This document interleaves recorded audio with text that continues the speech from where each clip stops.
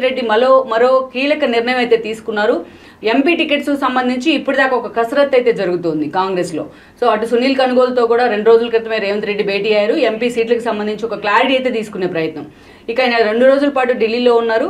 రాష్ట్రానికి సంబంధించిన అభివృద్ధి కార్యక్రమాల విషయంలో ఢిల్లీ పెద్దలతో మాట్లాడడం వరకు, అదేవిధంగా అటు కాంగ్రెస్ ఏదైతే కొంతమంది నేతలతో కూడా ఆయన భేటీ అయి ఉన్నారు. కాంగ్రెస్ హైకమాండ్ నేతలతోని ఎంపీ సీట్లకు సంబంధించి ఒక క్లారిటీ అయితే వాళ్ళ దగ్గర నుంచి తీసుకునే ప్రయత్నం చేశారు. ఆ గ్రీన్ సిగ్నల్ వచ్చిన తర్వాతే రేవంత్ రెడ్డి ఎంపీ ఎన్నికలకు సంబంధించి ఒక కీలక ప్రకటన చేస్తున్నారు. అందరికంటే ముందు అభ్యర్థిగా మహబూబ్ నగర్ నుంచి వంశీచందర్ రెడ్డి పోటీ చేయబోతున్నారు అంటూ కూడా పాలమూరు ఎంపీ అభ్యర్థిగా వంశీచందర్ ప్రకటించిన సీఎం రేవంత్ రెడ్డి మిగిలిన 16 స్థానాల ఎంపికపై త్వరలోనే కాంగ్రెస్ కసరత్తు కూడా పూర్తి చేయబోతోంది అనే అంశాన్ని కూడా లీడ్ ఇచ్చింది ఈరోజు ఈనాడు. సభవేదికగా రేవంత్ రెడ్డి చేసిన ప్రకటన కూడా పక్కనే వంశీచందర్ కూడా ఉన్నారు. గతంలో ఆయన ఎన్ఎస్టీ స్టేట్ ప్రెసిడెంట్గా కూడా చేస్తున్నారు. అదేవిధంగా అప్పుడు రిలయన్స్ మీద దాడులు వైఎస్ చనిపోయిన సమయంలో ఆయన కేసులో కూడా ఉన్నారు.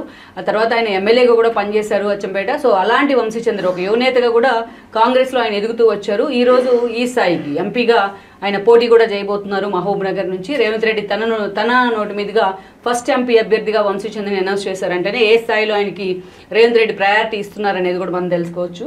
ఆ అంశాన్ని కూడా ప్రధానంగా ఈరోజు ఈనాడు హైలైట్ చేసింది.